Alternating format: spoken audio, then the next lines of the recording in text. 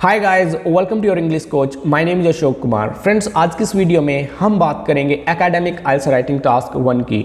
हमारे कुछ valuable subscribers की डिमांड थी कि हम एकेडमिक आइल्स राइटिंग टास्क 1 पर वीडियो बनाएं कि उनको मदद मिले उनके एग्जामिनेशन में। आज की इस वीडियो में एक लाइन ग्राफ की मदद से हम सीखने वाले हैं कि कैसे आप एकेडमिक आइल्स राइटिंग टास्क 1 को इफेक्टिवली लिख सकते हो और उसमें 7 बैंड एक्वायर कर सकते हो। अगर आपका टारगेट 7 बैंड एक्वायर करना है then this video is for you. Examiner के पैरामीटर्स की मदद से हम सीखने वाले हैं किस तरीके से आप एक इफेक्टिव बढ़िया एकेडमिक आइल्स राइटिंग टास्क 1 लिख सकते हो और 7 बैंड इजीली एक्वायर कर सकते हो। चलिए दोस्तों, सबसे पहले जानते हैं एग्जामिनर के पैरामीटर्स को।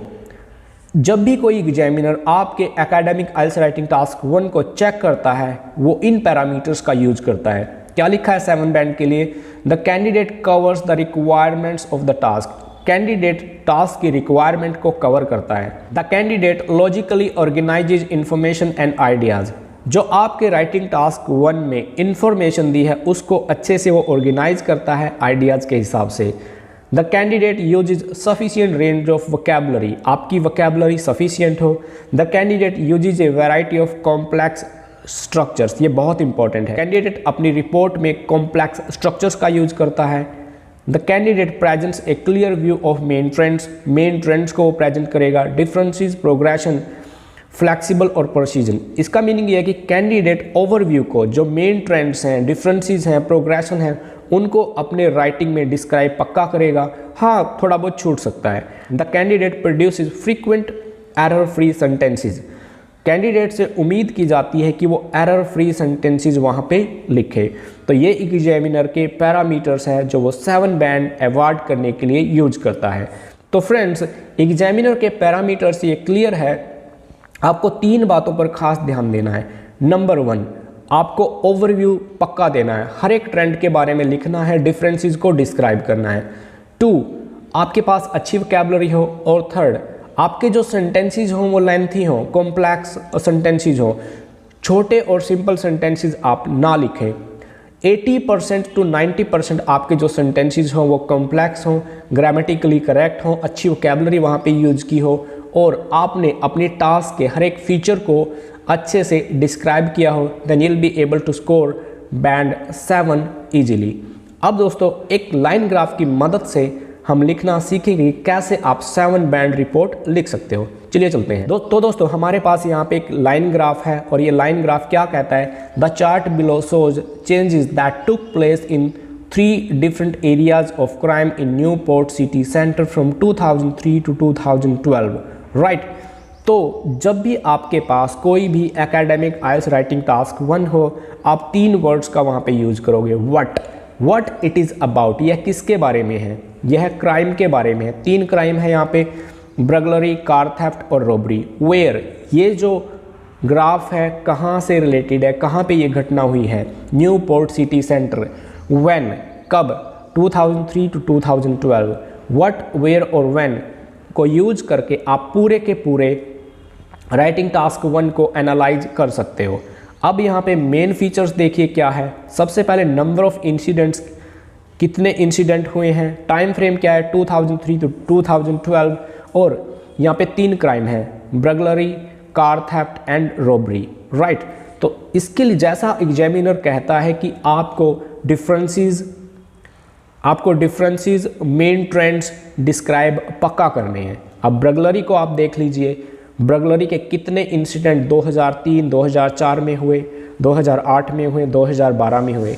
ब्रगलरी को आपको पूरा डिस्क्राइब करना है जब आप बॉडी को शुरू करोगे। फिर कार थेफ्ट के इंसिडेंट देखिए कितने चेंज उसमें आए हैं। उसके बाद चले जाइए रॉबरी पर। इस टास्क को अच्छे से एनालाइज कीजिए और ये जानिए किस साल में क्या घटना हुई है। ब्रगलरी से शुरू कीजिए, इसको पूरा डिस्क्राइब कीजिए। उसके बाद कार थेफ्ट पे आ जाइए, उसके बाद आप रॉबरी पे आ जाइए। आपको साल को जरूर मेंशन करना है, उसके साथ साथ जो इंसिडेंट्स कितने हुए हैं, कब हुए हैं और वो किस क्राइम से रिलेटेड है ये भी आपको जरूर मेंशन करना है if you want to score band 7। चलिए दोस्तों, अब एक मॉडल आंसर हम देखते हैं। तो हमारे पास यहाँ पे एक मॉडल आंसर है, द लाइन ग्राफ इंडिकेट्स। यहाँ पे देखो द चार्ट बिलो सोज, इसको हमने चेंज करके क्या लिखा है, the line graph indicates variations. Changes की जगह हमने वेरिएशंस लिख लिया। In 3 main area of crime took place in the city centre of Newport city in from 2003 to 2012। 2003 से लेके 2012 तक 3 जो मेन क्राइम घटित हुए न्यूपोर्ट सिटी सेंटर में, उसके बारे में हमारा लाइन ग्राफ हमें बताता है। आगे देखिए, शुरुआत करेंगे हम ब्रगलरी से। It can be clearly seen that the number of burglary incidents happened in 2003 and 2004 were 3750 3750। यह क्लियरली देखा जा सकता है कि 2003 और 2004 में जो ब्रगलरी के इंसिडेंट हैं वो 3750 थे। हावेवर, हालांकि इन नेक्स्ट 4 ईयर्स, अगले 4 सालों में, इट फेल डाउन ड्रामेटिकली, ये ड्रामेटिकली गिरे एंड रीच इट्स लो इन 2008। 2008 में आके ये इसके लो पे आ गया। आगे चलते हैं। But it rose by 300 incidents. आगे क्या हुआ, ये इसमें 300 इंसिडेंट्स का इजाफा हुआ, राइज हुआ एंड रिमेन्ड कांस्टेंट टिल 2012, और 2012 तक यह कांस्टेंट रहा।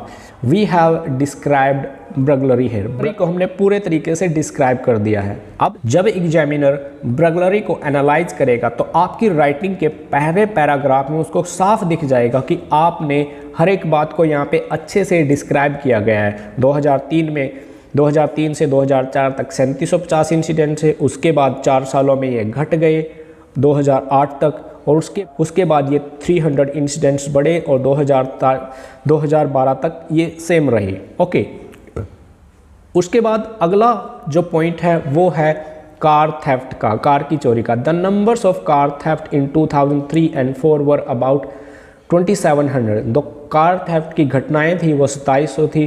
बट इन नेक्स्ट 5 ईयर्स, अगले 5 सालों में, इट फेल टू 2250। ये 2700 से घट के 2250 हो गए। द नंबर अगेन इंक्रीज्ड, एक बार फिर ये नंबर बढ़ा और ये 2700 हो गया 2012 में। ये आपने यहाँ पे डिस्क्राइब कर दिया। उसके बाद एग्जामिनर चेक करेगा तीसरे क्राइम को, robbery reached its peak in 2005। Robbery जो क्राइम है वो 2005 में इसके पीक पर था, विच वॉज 900 केसेज, जिसके केस थे 900 के करीब। उसके बाद डिक्रीज्ड बैक टू 500 इन 2008। 2008 में ये वापस 500 पे आ गया। In the following 2 years the number of incidents rose to 700। उसके बाद अगले 2 सालों में 700 के करीब इसके इंसिडेंट्स बढ़े and continue to stay at this level. इसी लेवल पर 2012 तक रहे।